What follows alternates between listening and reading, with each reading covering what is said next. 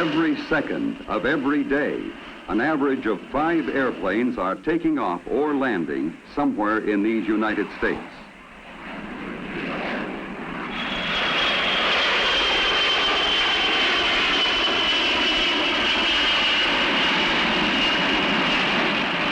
Every day, our airlines fly, on the average, a distance equal to 4 round trips to the moon.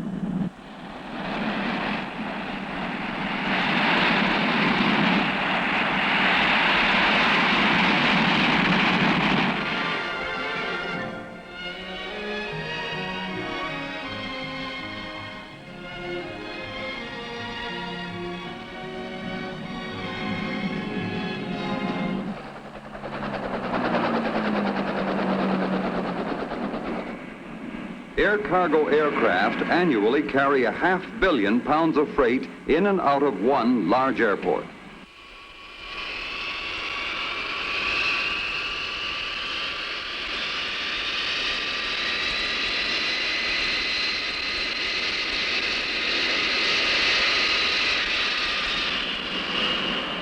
So it all adds up to a lot of activity.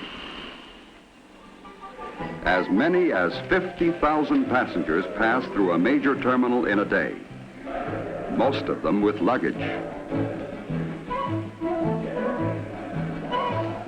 There are going to be continually more passengers.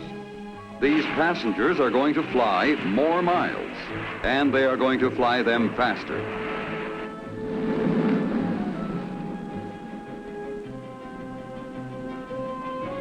For the airlines to set up fast schedules and then meet them requires more than the raw speed of the jets. For you to have breakfast in New York and then be in Los Angeles in time for a second breakfast involves a lot more than the flying time from coast to coast. That is the reason for all the changes in facilities, equipment, and techniques you are always seeing at airports.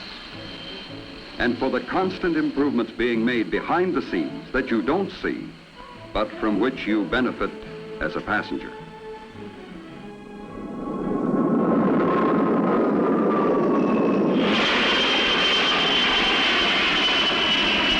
Each flight consists of innumerable, seemingly unrelated items, people, and activities that must be brought together for a temporary but specific purpose. How is it possible to coordinate all that is required for a flight?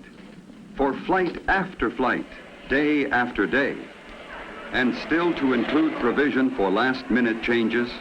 May I help you? I'm booked for 7:30. Is there any chance of getting out earlier? Be glad to check for you, Mr. Thompson. Hello. Do we have any space on Flight 210 to Los Angeles? Thank you. I can book you on a 3 o'clock departure for Los Angeles, sir. Oh, good. All right, sir. To check your bag.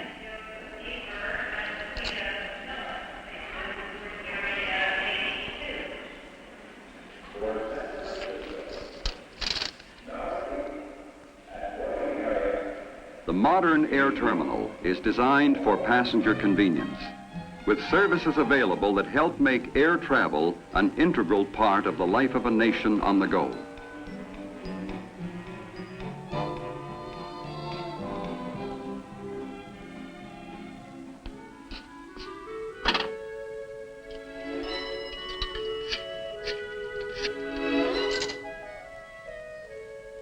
This is a credit card call. Credit card number 232. Hello? Is that you, Daddy? Can we come to the airport? Here's Mommy. Hi. Hi, honey. Well, we finished early, so I'll be home at 5 o'clock instead of 7:30. Flight 210 at 5 o'clock. Your son would like to talk to you. You got something for me? He's gone already. See you at 5. Bye-bye. In this fast-moving world we're living in, the telephone is a part of the immediate, direct, and personal communications required in the jet age.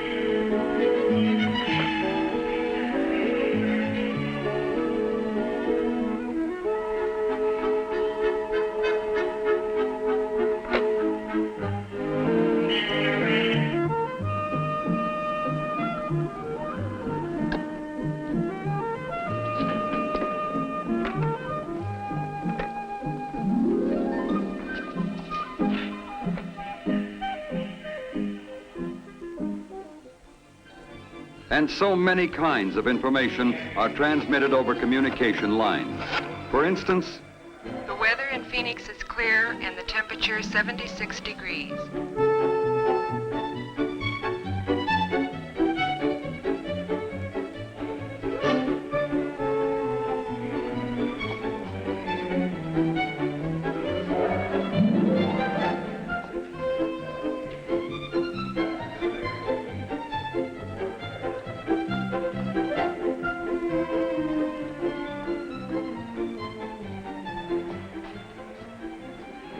Hello.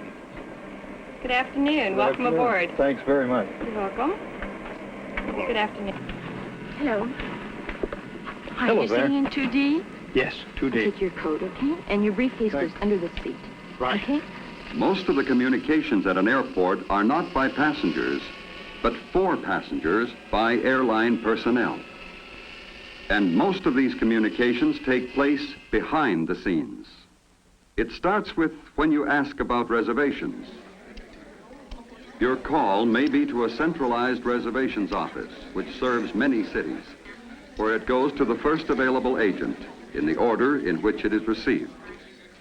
For example, in making a reservation, you could dial a local airline reservations number in Washington, D.C., but telephone equipment would automatically switch your call to the airline's reservation center, such as this one in Charlotte, North Carolina. Here, the agent has immediate access to all required information and can make your reservation immediately. Or you may dial a local number in your city, talk to an agent in a local ticket office, and that agent will check with his airline's reservation center, which may be from a few miles to the length of the continent away. Telephones and telephone lines play an important part in making airline reservations. The airlines use high-speed computers to keep a record of future reservations. Your call is probably one of 10,000 to come into a reservation center that day. But the combination of computers and high-speed communications will give you an immediate answer. Another method. If you were to stop into a ticket office for flight information, say to Chicago or New York, or even around the world, the agent would put your request for a reservation into a console, which transmits it over the telephone lines to a centralized office.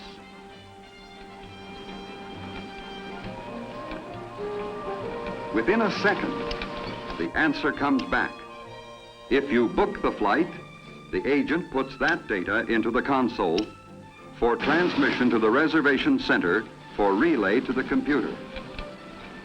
Other reservation agents across the country now have this information available. Passengers board the plane only a few minutes before takeoff, but long before this, preparations for the flight are begun. Of course, some problems are bigger than others. Would you send up the seatbelt extension right away, please? Thank you. Preparations center in the airline's dispatch office, which is the funnel toward which all other company operations, equipment scheduling, maintenance, crew scheduling, ground operations, and reservations are directed. Need information to schedule fuel load for Flight 210 to Los Angeles. What's the payload look like? Haven't any passengers booked. We're picking up considerable freight. We'll call you back as soon as we can. Before the flight, the passenger manifest comes in from reservations. Then, immediately after takeoff, the passenger total will be teletyped to all downline airports. The number of meals that are put on board is determined from the manifest. The flight captain has checked with the dispatcher and now looks over the weather reports and charts en route. He's now preparing his flight plan, which will be forwarded by teletype to the Federal Aviation Agency Air Route Traffic Control Center. Direct communications are used for last-minute changes. We'll need 4 extra meals. One of those must be a salt-free diet. No smoking, and please fasten your seatbelts. Oh, thank you. You're welcome. Oh, that's handy. Now we can take off. Yeah, you're all set. All set and on time. Ground control, United 210. Taxi clearance, please. Instrument flight plan, over. This is O'Hare Ground Control, cleared to runway 32 left. Taxi by the outer circular taxiway. Hold clear of the active. Contact the tower 118.1 when ready to go. United 210, roger.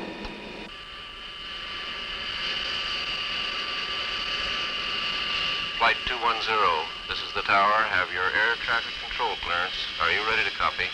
United 210, go ahead. During the taxi run, the tower has checked by direct line to air traffic control for confirmation of the clearance filed by the pilot. This clearance specifies the exact route to be followed after takeoff. O'Hare Tower, United 210, ready for takeoff. Runway 32 left, go ahead. Roger, United 210, cleared for takeoff. United 210, roger.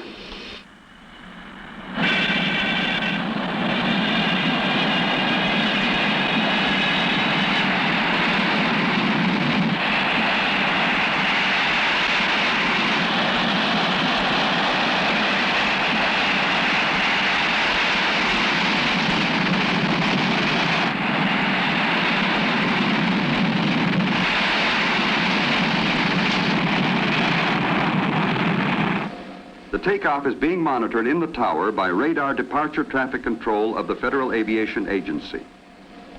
O'Hare Tower, United Flight 210, off the ground at 305. Roger, United 210, radar contact. Traffic at 3 o'clock, 2 miles eastbound. Traffic 10 o'clock southbound, 4 miles. Over. Radar departure traffic control now gives United Flight 210 current position, heading to take, altitude assignment, and reporting instructions.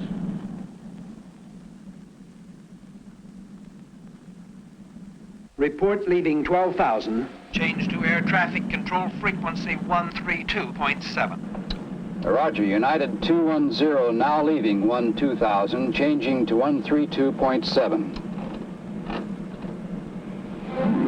The FAA Air Route Traffic Control Center is now monitoring Flight 210 on radar. Air traffic control, United 210, leaving 13,000, heading 258 degrees. Roger, 210. Continue on course, climb to flight level 39,000. Report passing Cedar Rapids. The airlines could not operate as they do without the many means of communications, much of which is supplied by the telephone companies. A large airport requires its own communication center to handle the behind-the-scenes activity. This central office is large enough to serve a community of 35,000. Here, it handles a communications mix of teletypewriters, high-speed data lines, radio lines, television, direct lines, and, of course, thousands of regular telephones. This telephone switching equipment provides the instant communications needed by airlines and airports. Direct communications continue while the plane is in flight. Air route traffic control centers continually follow the aircraft on radar scopes throughout its entire flight, passing control from one sector to another. In this way, all traffic is kept under surveillance at all times. Flight 210, contact Denver Center on frequency 133.5 now. Roger, United 210, changing to Denver Center, 133.5. The FAA controller keeps aircraft separated by time, distance, and altitude. In addition to direct and continuous contact with the controller by radio, a pilot receives reports at regular intervals from the Weather Bureau and also can talk directly to pilots of other aircraft in the area. Each flight also maintains voice contact through AirInc, an airlines-owned communications organization, where an operator receives the message by radio and then puts it on a teletype connected with the airline dispatch office.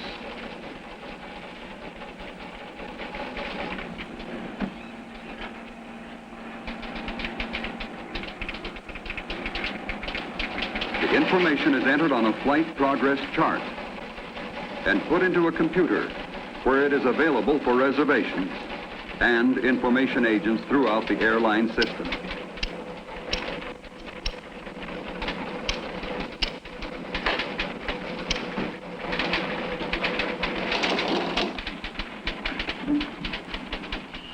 Dick, will you call Los Angeles Dispatch and advise them we will be arriving 20 minutes ahead of schedule? Roger.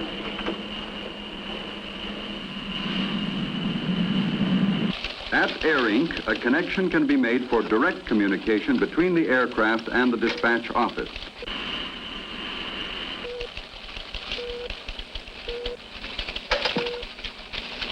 Los Angeles United 210. Advise dispatch we will arrive 20 minutes ahead of schedule. Any change in flight plan would be discussed and then announced to the passengers. This is your captain speaking, ladies and gentlemen. We've been pretty fortunate with the air currents up here today, and we'll be landing Los Angeles 20 minutes ahead of schedule. Thank you. Almost as soon as the passengers find this out, the information is available half a continent away. Flight 210 is reported 20 minutes early. It is now scheduled to arrive at 4:35 p.m.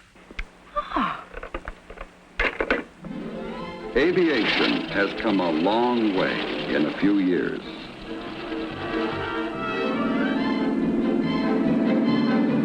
And communications also have come a long way in a few years. Each has helped the other grow. Many equipments and techniques that are now standard in everyday communications are the result of specific requirements by air travel communications.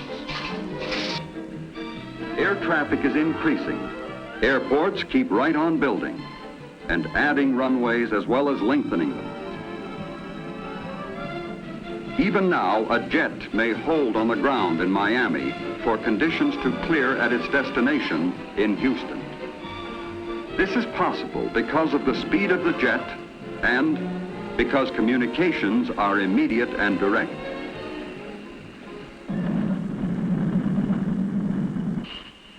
Gear down, final check. Los Angeles approach United 210, outer marker inbound. Roger, 210, cleared to land. United 210, clear to land.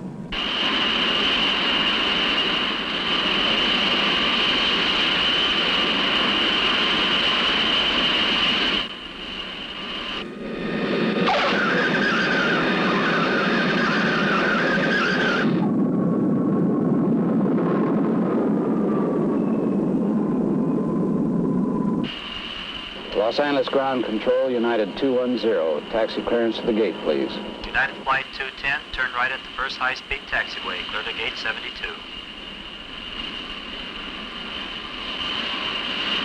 Flight 210 now arriving at gate 72. Is that Daddy? Yes. Come on, children. When you fly, there's a lot of talk by a lot of people about your trip. When you make a reservation, you are provided with immediate information as to the status of your flight. As a passenger, it's just a matter of boarding the plane and enjoying the trip. While in the air, your aircraft is in constant touch with many sources of information. This is all because, along with your reservation, you also reserve the benefits of modern communications.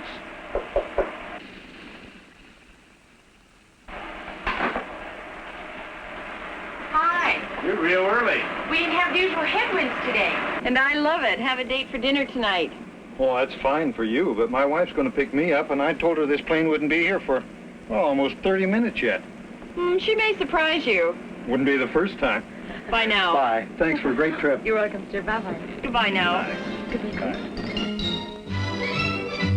That was a wonderful meal. Thank you. Come back again real soon. Thanks for being so nice. Good evening.